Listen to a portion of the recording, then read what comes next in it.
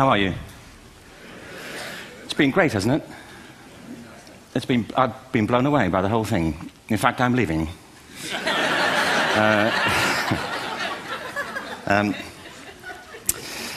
There have been three themes, haven't there, running through the conference, which are relevant to what I want to talk about. One is the extraordinary evidence of human creativity in all of the presentations that we've had and in all the people here. Just the variety of it and the range of it. The second is that it's put us in a place where we have no idea what's going to happen in terms of the future. No idea how this may play out. I have an interest in education. Actually, what I find is everybody has an interest in education. Don't you? I find this very interesting. If you're at a dinner party and you say you work in education, actually, you're not often at dinner parties, frankly, if you work in education, you're not asked, you know, and you're never asked back, curiously. That's I think it strikes me. But if you are, and you say to somebody, they say, what do you do? And you say, you work in education, you can see the blood run from their face. They think, oh my God, you know, why me? It's my one night out all week. But if you ask people about their education, they pin you to the wall. Because it's one of those things that goes deep with people. Am I right? Like religion and money and other things. So I have a big interest in education, and I think we all do. We have a huge vested interest in it, partly because it's education that's meant to take us into this future that we can't grasp. If you think of it, children starting school this year will be retiring in 2065. Nobody has a clue, despite all the expertise that's been on parade for the past 4 days, what the world will look like in 5 years' time. And yet we're meant to be educating them for it. So the unpredictability, I think, is extraordinary. And the third part of this is that we've all agreed, nonetheless, on the really extraordinary capacities that children have, their capacities for innovation. I mean, Serena last night was a marvel, wasn't she? Just seeing what she could do. And she's exceptional, but I think she's not, so to speak, exceptional in the whole of childhood. What you have there is a person of extraordinary dedication who found a talent. And my contention is all kids have tremendous talents, and we squander them pretty ruthlessly. So I want to talk about education, and I want to talk about creativity.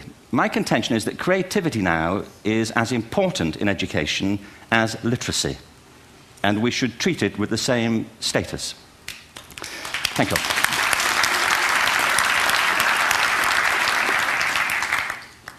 That was it, by the way. Thank you very much. So, 15 minutes left. Well, I was born... No, I had a great story recently, I love telling it, of a little girl who was in a drawing lesson. She was 6, and she was at the back drawing, and the teacher said, this little girl hardly ever paid attention. And in this drawing lesson, she did. And the teacher was fascinated. She went over to her and she said, what are you drawing? And the girl said, I'm drawing a picture of God. And the teacher said, but nobody knows what God looks like. And the girl said, they will in a minute.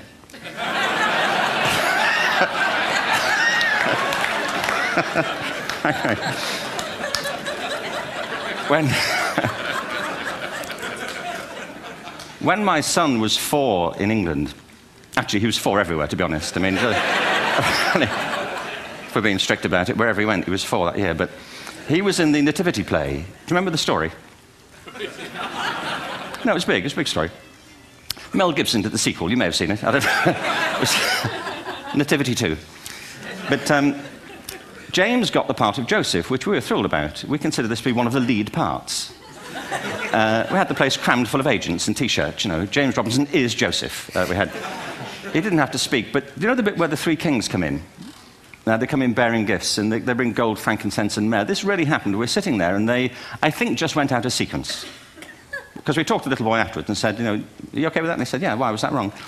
They just switched. I think that was it. Anyway, the 3 boys came in, little 4-year-olds with tea towels on their heads, and they put these boxes down. The first boy said, I bring you gold.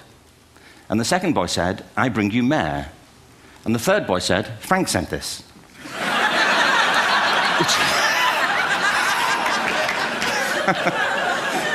That's great.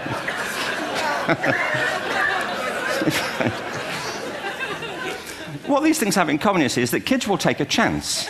You know, if they don't know, they'll have a go. Am I right?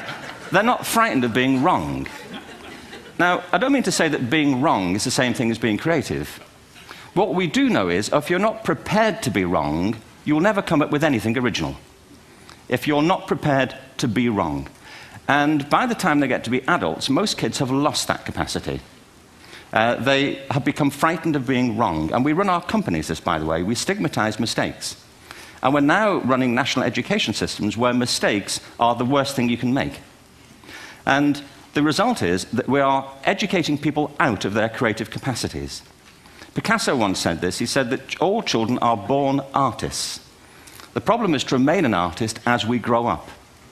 I believe this passionately, that we don't grow into creativity, we grow out of it. Or rather, we get educated out of it. So why is this? I lived in Stratford-on-Avon until about 5 years ago. In fact, we moved from Stratford to Los Angeles. So you can imagine what a seamless transition, this was from LA. Actually, we lived in a place called Snitterfield, just outside Stratford, which is where Shakespeare's father was born. Are you struck by a new thought? I was. You don't think of Shakespeare having a father, do you?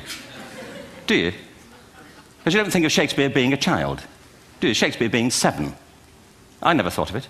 I mean, he was 7 at some point. He was in somebody's English class, wasn't he? Do you understand?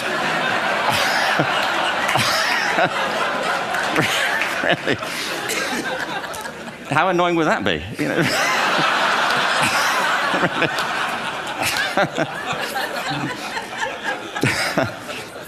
Must try harder. Being sent to bed by his dad, to Shakespeare. Go to bed now, to William Shakespeare, and put the pencil down, and stop speaking like that. It's confusing everybody.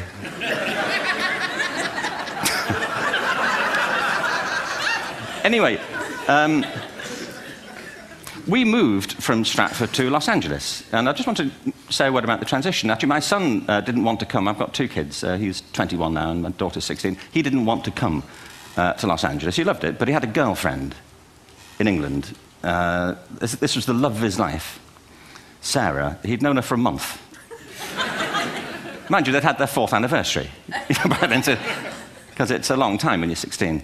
Anyway, he was really upset on the plane. He said, "I'll never find another girl like Sarah." And we were rather pleased about that, frankly, because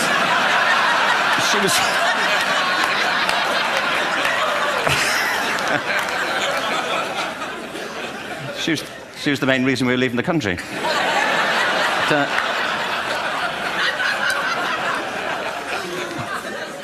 But something strikes you when you move to America and when you travel around the world. Every education system on Earth has the same hierarchy of subjects. Everyone, doesn't matter where you go. You'd think it would be otherwise, but it isn't. At the top are mathematics and languages, then the humanities, and at the bottom are the arts, everywhere on Earth.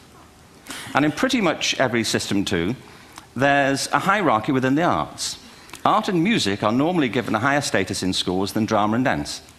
There isn't an education system on the planet that teaches dance every day to children the way we teach them mathematics.